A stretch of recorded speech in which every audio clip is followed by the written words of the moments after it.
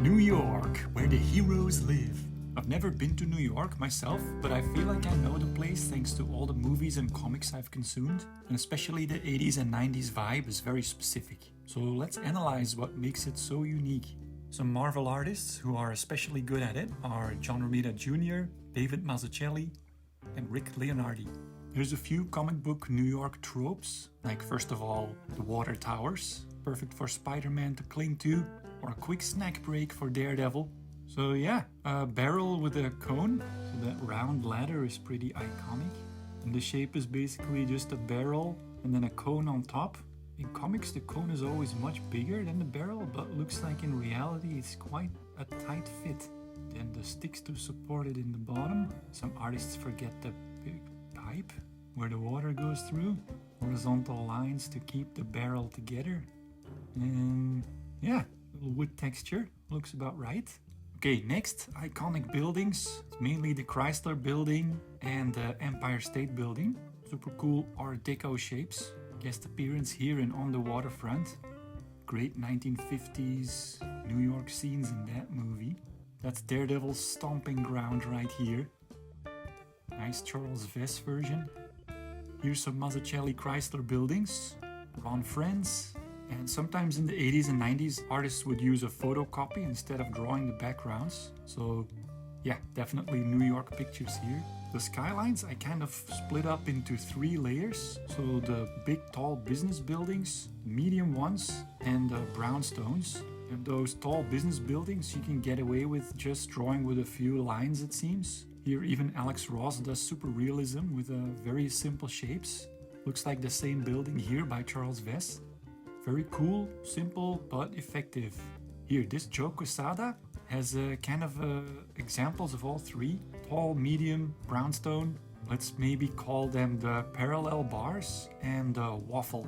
Here, a good Frank Cho waffle version, like a big chocolate bar. My Photoshop hack for drawing this is just typing a bunch of underscores, copy-paste the whole series, rasterize the layer, duplicate it, flip it 90 degrees, and then merge those layers. And if you distort that layer on your underlying structure twice, boom, instant 3D building design on which you can then start drawing. So I like this design, so parallel all the way from the top to the bottom, and then just those balconies are a little deeper inside. If I analyze it, there's red, purple, green, blue, yellow. I dropped them each on separate layers. Then erased all the parts I didn't need. Then finally merged all the layers and overlay it in black, and boom. I'm not gonna say this is a fast technique, but yeah, it looks cool.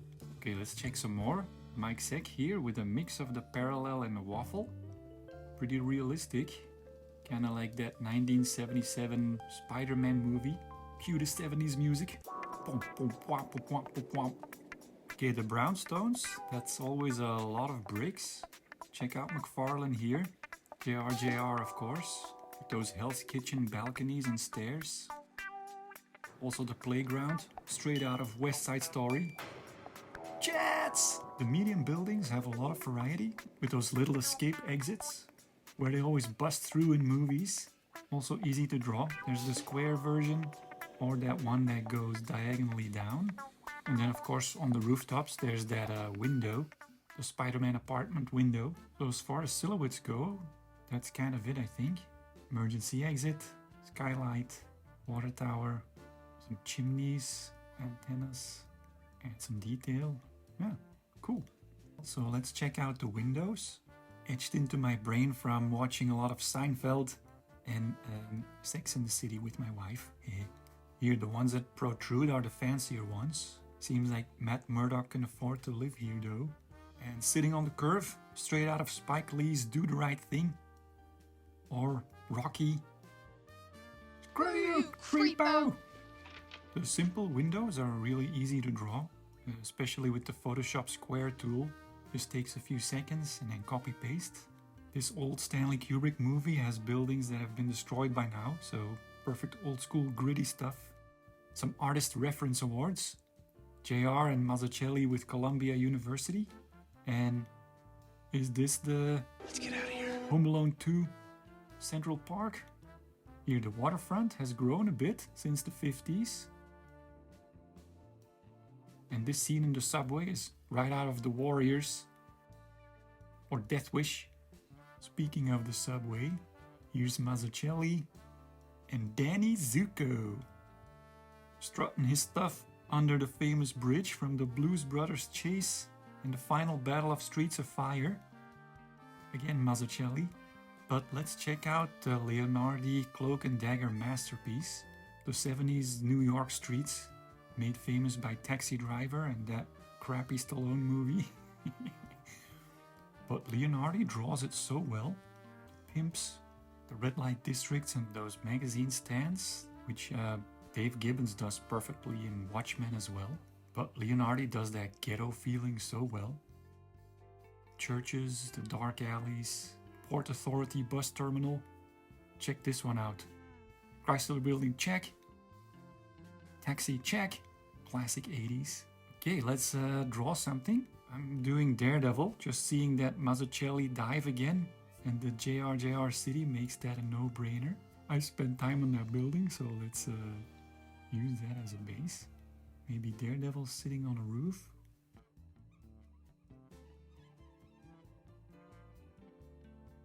Get the perspective back. Empire State Building. Bricks.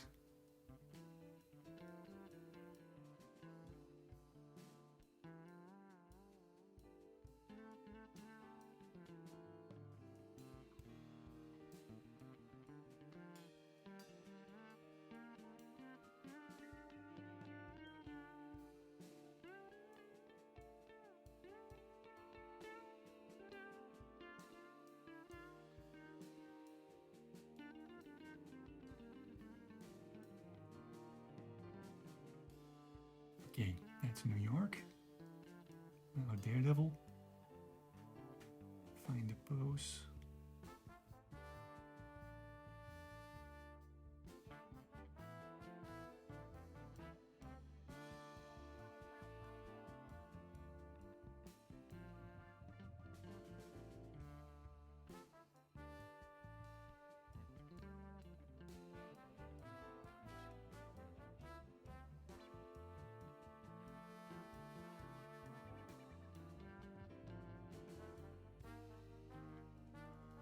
Slap on some retro color and done. Alright, thanks for watching. Drop a like if you enjoyed the video and catch you in the next one.